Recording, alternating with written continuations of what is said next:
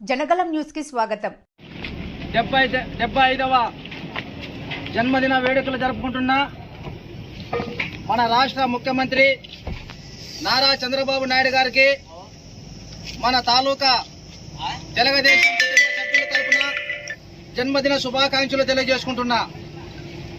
అదేవిధంగా మన NT Ramarao party స్థాపించిన తర్వాత 9 నెలల్లోనే ముఖ్యమంత్రి అయిన పార్టీ ఏదప్ప అంటే ఒక తెలుగుదేశం పార్టీ అని చెప్పి ఈరోజు ఈ సభాముఖంగా తెలియజేసుకుంటున్నా.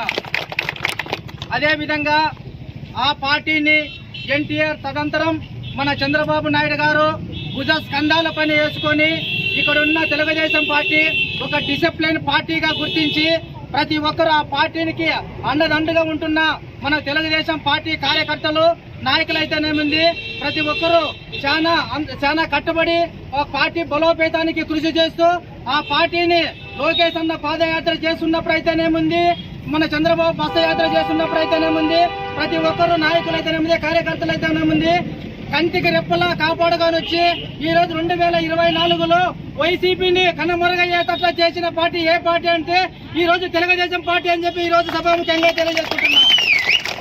అదేవిధంగా ఈ పార్టీలో ఒక డిసిప్లిన్ అని చెప్పి నేను ఎందుకోసం చెప్తున్నానంటే, కొద్ది రోజుల కిందే ఒక భారతి గురించి మాట్లాడిన ఒక టీడీపీ సభ్యత్వం కలిగిన ఒక కార్యకర్త అనవసరంగా మాట్లాడని చెప్పి ఆ కార్యకర్తని సస్పెండ్ చేస్తూ జైలుకి పంపించిన పార్టీ కూడా తెలుగుదేశం పార్టీ అని చెప్పి ఈ రోజు సభాముఖంగా తెలియజేసుకుంటున్నా.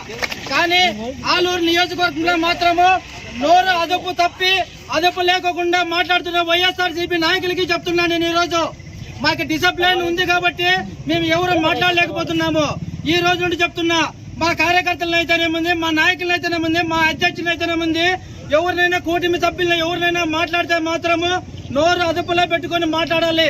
ఎందుకు మాట చెప్తున్నామంటే మేమందరం టీడీపీలో ఉన్న నాయకులు అయితేనేముంది, ఇక్కడ ఉన్న కార్యకర్తలేముంది, ఒకరికొకరు అండగా ఉంటూ ప్రతి ఒక్క మా పార్టీని బలోపేతం చేసుకోవడానికి మేమందరం కృషి చేస్తూ రేపు వచ్చే ఎలక్షన్ లో వైఎస్ఆర్సీపీ రాష్ట్రంలో ఎలాగైతే కనుమరుగైపోయిందో ఈ ఆలూరు తాలూకాలో కూడా ఒక్క సీటు కూడా వైఎస్ఆర్సీపీ సర్పంచ్లు అయితేనేముంది, ఎంపీటీసీలు అయితేనేముంది, జడ్పీటీసీలు అయితేనేముంది ప్రతి ఒక్కటి టీడీపీ కైవసం చేసుకుంటుందని ఈ సభాముఖంగా తెలియజేసుకుంటూ ఇలాంటి అవకాశం ఇచ్చిన పెద్దలందరికీ నాయక ధన్యవాదాలు తెలియజేసుకుంటూ ముగించుకుంటున్నా.